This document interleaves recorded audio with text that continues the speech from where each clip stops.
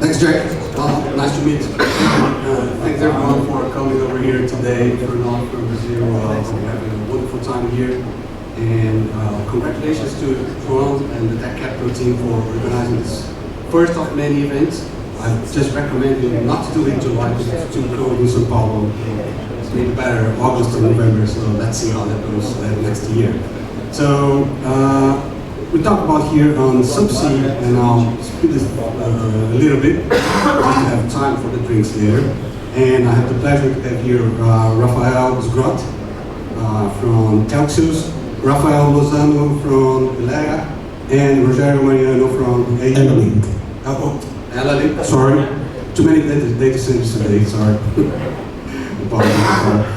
And I'll refer to you guys, if you don't mind, by the surnames, just to avoid any confusion, because there's two Rafaels here today. So, basically, we have 30 existing subsea cables approaching Latin America, and 7 projects, or that had started or are planning to be, planning to start very recently.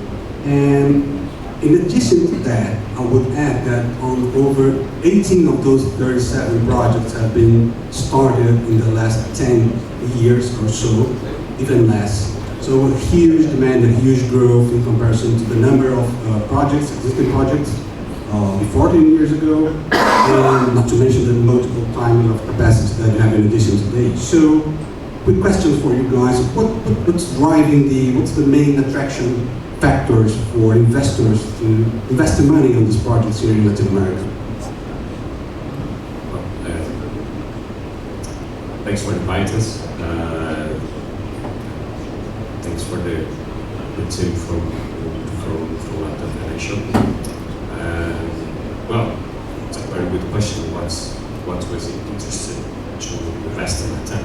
Like, Telxius is from Telefónica Group. We are our shareholder. We're in control for Telefónica Spain. As the same controller for Vivo. Customers in Brazil.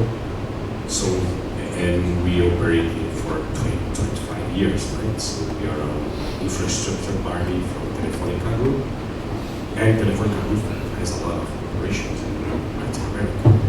And Latin America must be connected to the US, must be connected to each country itself, Brazil, Argentina, Chile, to Central America. We have to diverse. We have to secure all the operations that we have, and we have to serve, including the over-the-tops. We have to connect to let's say, the eyeballs, the persons that use the network, and the content. The beginning was the DSL, and then we used to have 5G over from showing the mobile, 3G, 4G, 5G, and so on. Well, Telxius as the route to connect with this super cable. So we connect with this subsea, and to connect this subsea, let's say it's just a fiber that has 10,000 kilometers. To simplify, it's a cross-connect 10,000 kilometers. To put in data centers language, that's we are much more with data center persons. But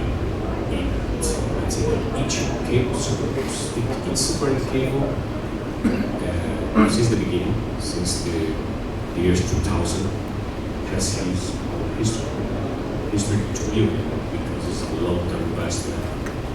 It's a huge amount of investment. You have to decide the points to landing, where you connect the cable to the sea, to the beach, and then the beach to the continent, and then connect to the data center. And Telxius has invested in the last 7 years. We invest in 9 super cables.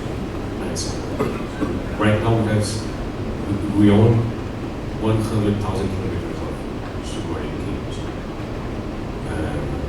And each one has his own history and partnership. And then we can discuss much more about this during the panel and deep dive in some questions that can be able to investment, to have the return, and to to know what's the right moment to invest, right moment to really reach each market and diversity in each market.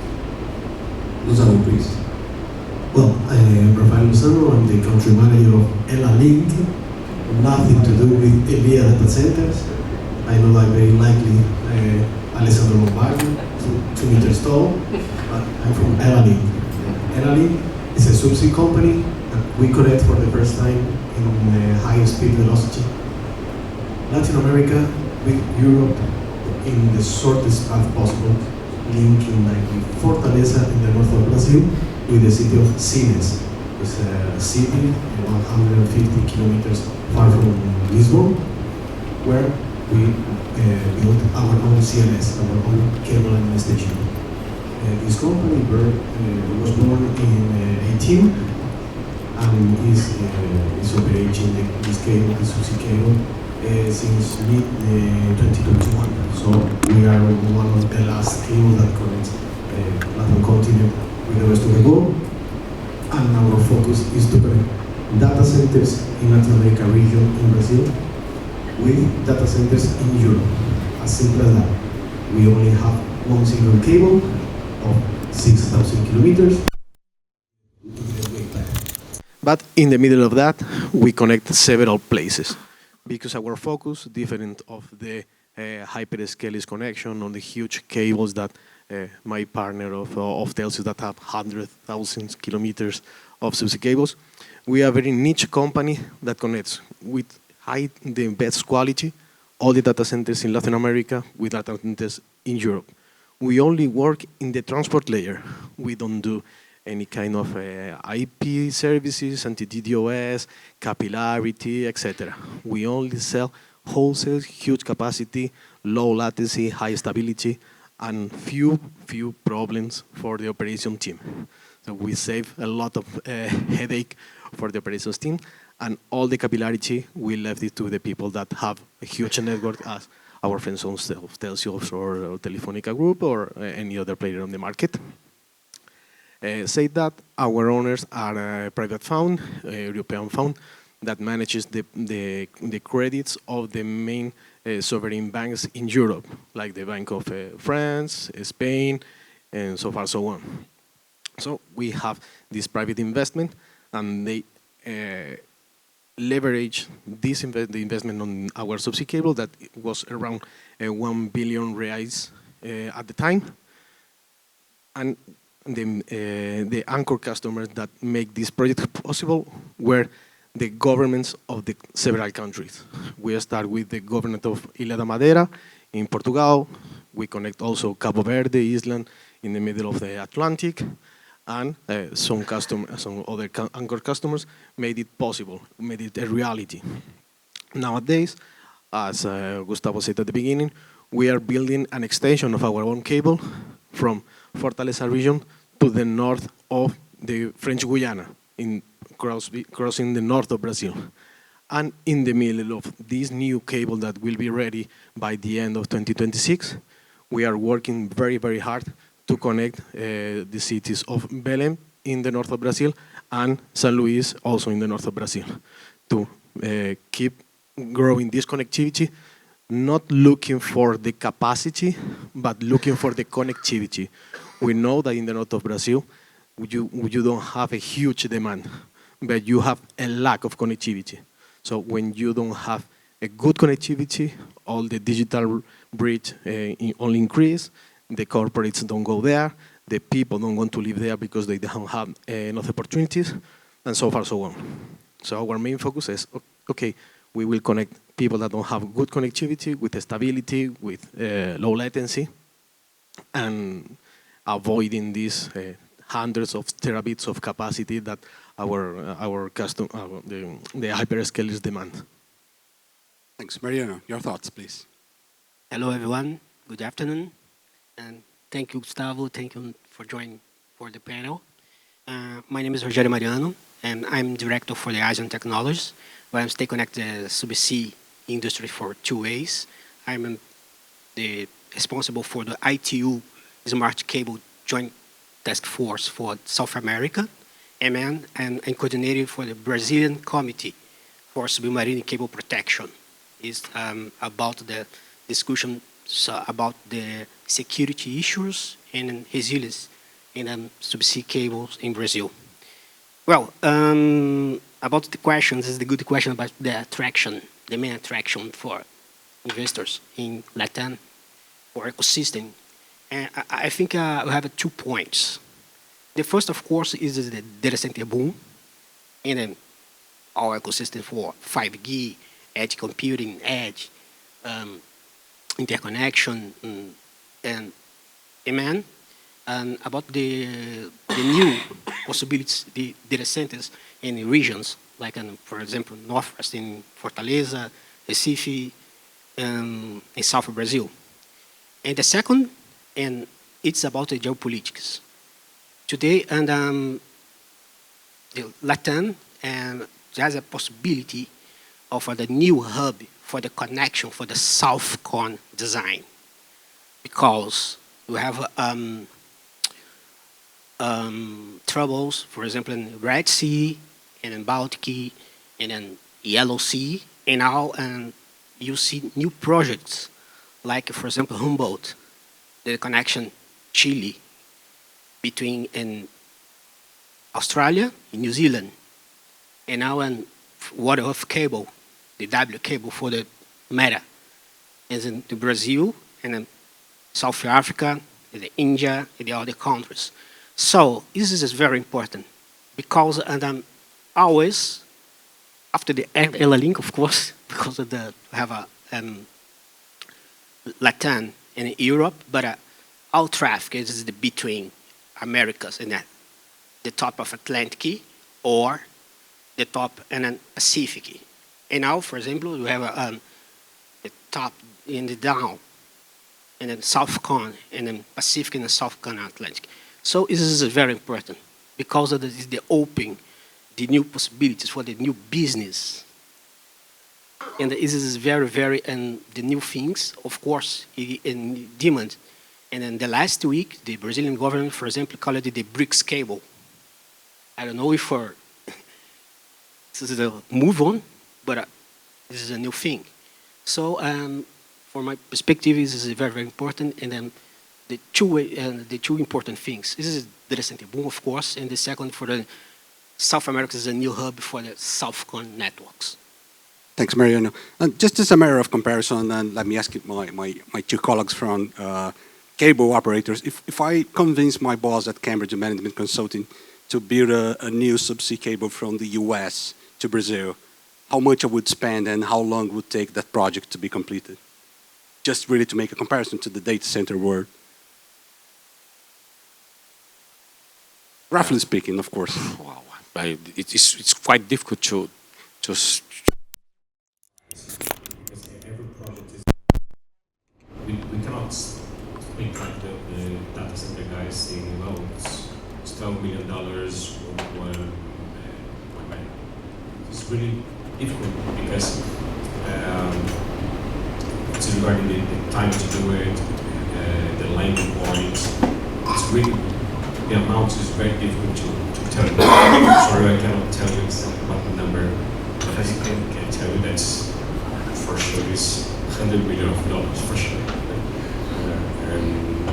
And this, what we know is less cable which is the United States and South America. Collaborate with Google. And part of actually something that you can tell your boss that it's almost impossible to do alone. Kind of is investment since the beginning of the YouTube. You have to do it with a lot of governments. It happened in Atlantis. It was before the Ellalink cable, we have Atlantis that have 23 partners, each country. It's almost impossible to build it by yourself alone. Even the search for partners as landing part services to have local agreements and also to have the diversity to connect the US. In the beginning, we have just the New York and Miami. It's not so connected. Here until 2015. And then in the last 10 years we have connected in Vitro Beach, and we have communicated in Vitro Beach and also Virginia Beach. Connected the other data center points. Thanks.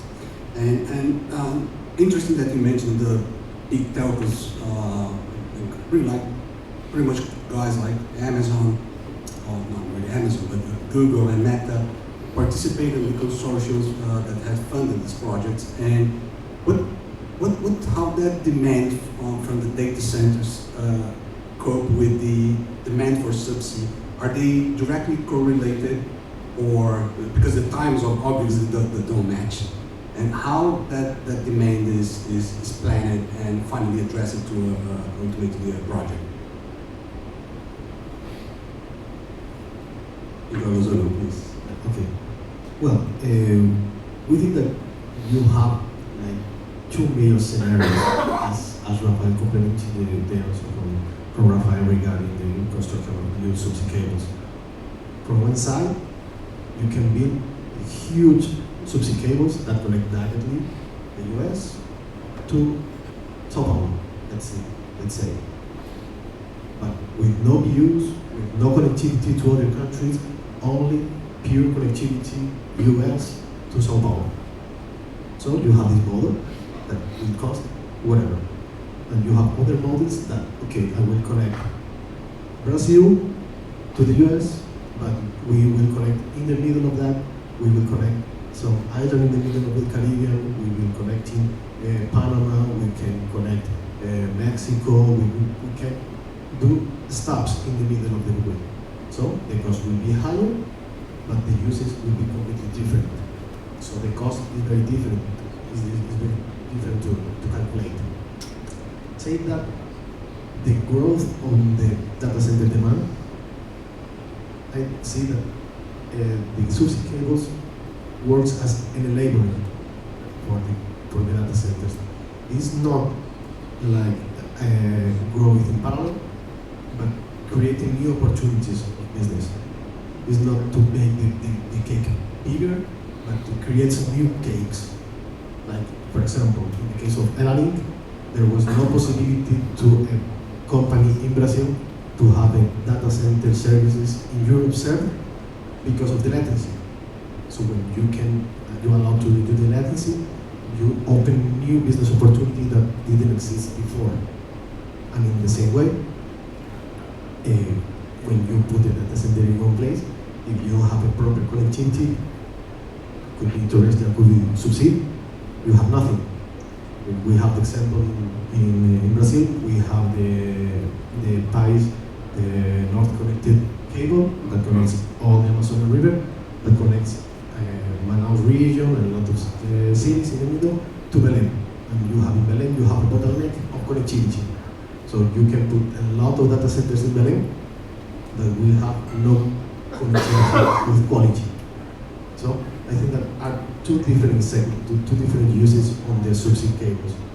One can serve the data centers and the hyperscalers, the huge demand to move tons and tons of terabit per second, and you have other segment that other business that looks for diversity to avoid geopolitical issue, to increase connectivity, decrease, open new business opportunities, or to decrease the digital reach.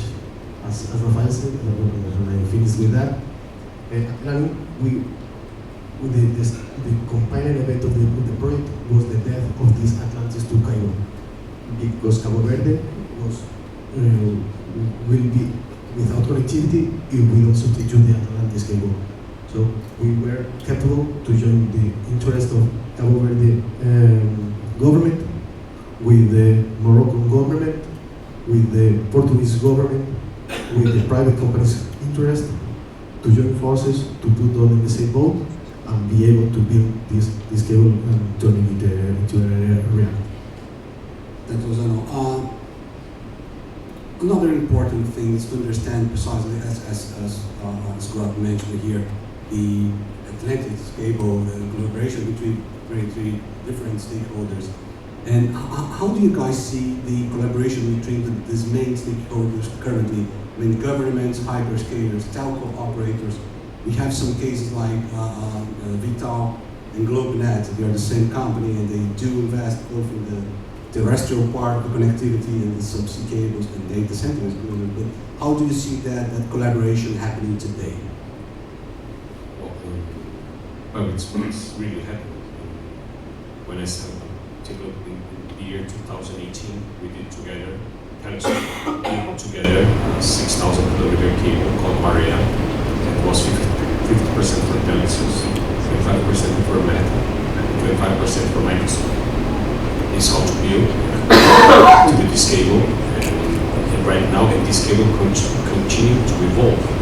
In June, we sent a note that we reach 1.3 terabits per second. It's an evolution of technology, data technology, the light, the laser, or Sierra, not only the laser, but bits per second, and so on. This is why this kind of fiber, well-done fiber, this new generation, we can get much more traffic, and then connect this, let's say, these markets. The market was in Virginia. Even we did not in our mind, from the Texas perspective, that should be Virginia. But let's say it is now. We have to reach Virginia because we have to reach 300 miles, Ashburn. And then after that, it's from Ashburn, Virginia. We built Brusa cable because we are that's from Virginia, that reaches Rio de Janeiro. This cable was built in 2018. And we have this, let's say, Maria cable is a cross. There's no big branch units. That's why I say that the cost is different. And then we have branch units to Fortaleza. It's really the end point. Virginia Beach is the end point, but connects the ocean, the Atlantic Ocean. And we have Fortaleza and San Juan also as a branch unit to protect let's say, the disasters. We have the natural disasters. It was really important to cross, let's say, across the Caribbean, not having repeating point there.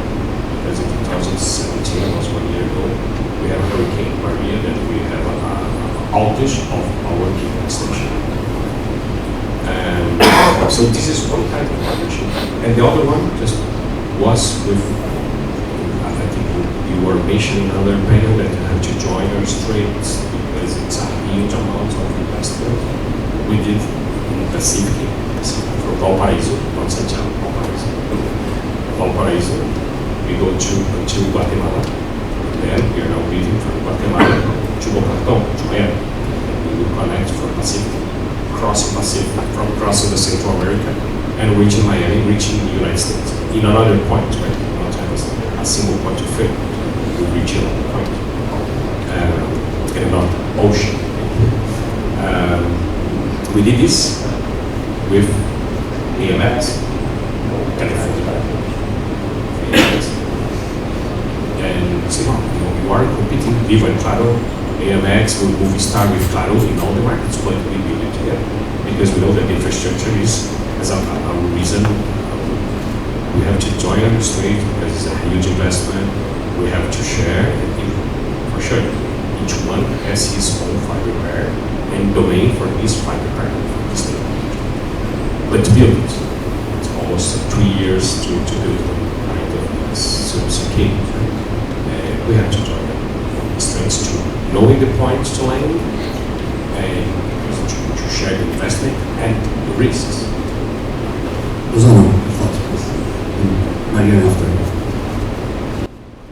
Well, as said, the joining forces with the public and private companies, I think is a must in our segment. Because now in Brazil has been discussed the concentration of subsea cables in the Fortaleza Praia do Futuro, where all the connectivity for the Latin America, not only Brazil to Latin America, lands in more or less 1 kilometer space of beach. So it's a big risk for the connectivity of Latin America as a continent. We have our colleagues that connect from the Pacific, but a huge amount of traffic happens in the Atlantic. So now we are discussing this in the subsea committee. We are discussing like public policies, incentive to increase the diversity on the landing places. So we are trying at Ellalink, we are trying to build new subsea segments, as I said, in Belém and in San Luis. Our colleagues of Telsus have a landing cable in Bahia also, out of the three major points, Santos, Rio, and Fortaleza. But we think that it's not enough, because the biggest concentration is in Fortaleza, so the alternative, as happening in Aswan, as Rafael was saying, needs to be close to Fortaleza, to give these new cables the opportunity to connect to the Fortaleza ecosystem. Not having the risk, but having the connectivity to there. And with that, we need to join forces from public interest and public incentive and private incentives also. Because by the end of the day, the people will pay the bill. The government will not pay the bill. So it needs to be the business plan need to make sense. And of course, there is a lot of places, I said in my previous intervention, sometimes the public need to put money up front to make the private company have the business plan make sense. To build this new infrastructure, the new cable, this new landing point, or even this new data center. Rajan, please. Yes, and this is the good point when we go to due diligence. Because, for example, at this moment in the committee, there's discussion about the more land points in Brazil. This is possible, for example, for new data centers, new areas. But there's conversation, for example, the other points in Fortaleza, and then Prefeito Beach. But for example, we have a partnership, public and private sector, for example, and then fishery minister, because the cable, for example, the fishery. At this moment, for example, and I have a conversation with the fishing minister in Brazil about how we can improve the protection areas. It's the same with Brazilian Navy when it comes to the protection for the cable. In space in Fortaleza and Salvador, Rio, and maybe in the south, and also oil company called Petrobras, because they have the 2,000 kilometers for the fiber optic subsea cables, and some points like Isama, this is in northern region area, and we have a lot. So, and I have a discussion with the Brazilian Navy, how improving and how to create the submarine cables design protections. Yeah, I think that's very interesting, because I remember that you had an incident on that Ukraine-Russia war, and one of the subsea cables was a target of potentially, because of the war, of course, we don't know for sure, but it's interesting. And in your perspective, do you have diversity enough in Latin America? Because you do have 3 main land station points in Brazil, plus 1 or 2 in Chile, maybe 1 in Argentina. So remembering that we don't have, as far as I know, any terrestrial connection, or at least crossing the continent and really being able to connect the Pacific and the Atlantic. So the land stations diversity today are enough for protecting and avoid disruption and any outages, thinking on the region as a whole, of course. Yes, I take a perspective that we have 3. We are always constructing layer by layer, right? So first we have the Sun 1 cable that was a ring in South America and connecting only Miami. So we start with a ring that connected with one single point of failure that was Miami. But we have the redundancy from Pacific and from Atlantic. I'm telling you, not only Telxus, but all other guys, that was the first one that built these subsea cables. did it the same, because the technology just permits you to have, you can, in these times, you do not have enough technology to put a cable that more than 3,000 or 4,000 kilometers.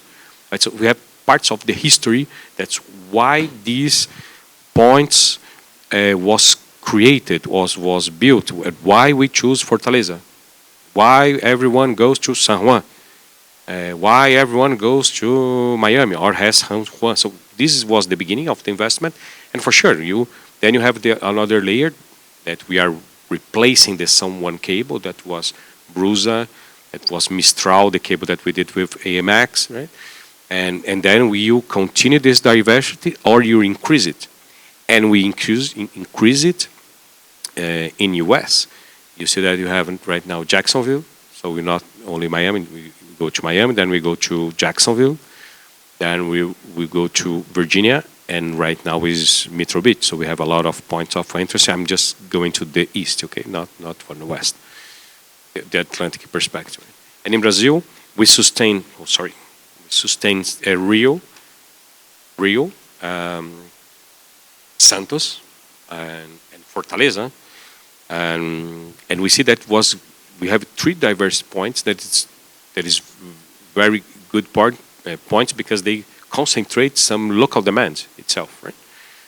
Including Fortaleza concentrates all the demand from the north, for the northeast and from the north. And São Paulo and Rio, they have the redundancy between each other, right? And including to be layer by layer, by the perspective, what is the energy, what is the concentrate, the demand. You cannot create something new from just think. Right? It's very complicated to get the financial. How it will be trustable your return if you go for nothing, right? A place that is no. You do not have enough energy. You do not have a data center that are already established, right? You will be. We're not negotiating the blind, right? But I think we can concentrate in these points. For sure, we are always studying new diversities, right? I think this is part of the game, part of the to have new hubs, and subsea cable for sure is part of the solution, right? Always part of the solution to connect data center to data center in niche, including the local demand, right? From data center from Fortaleza to São Paulo, Rio, Porto Alegre, Rio, whatever it's connected to the subsea cables. Right? Lozano, please.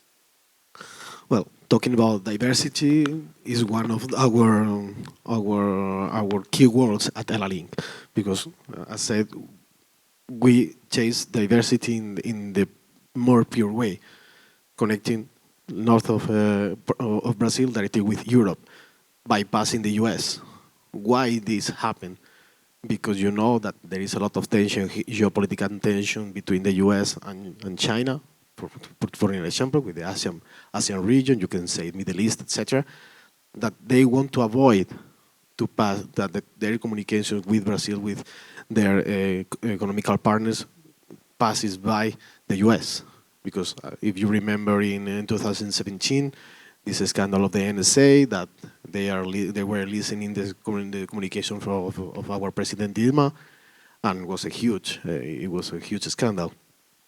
So this is one side of diversity, and it's very relevant because if you, in the last year, in 2024, it happens a huge cut of cables in the coast of Africa, in front of the Congo, and the diversity came to the rescue because our friends from Angola Cables have a cable between Angola and Fortaleza, and from Fortaleza to Europe, we were able to sustain the demand of the people that were using these 3 cables to connect the South Africa and North Africa, or South Africa to Europe.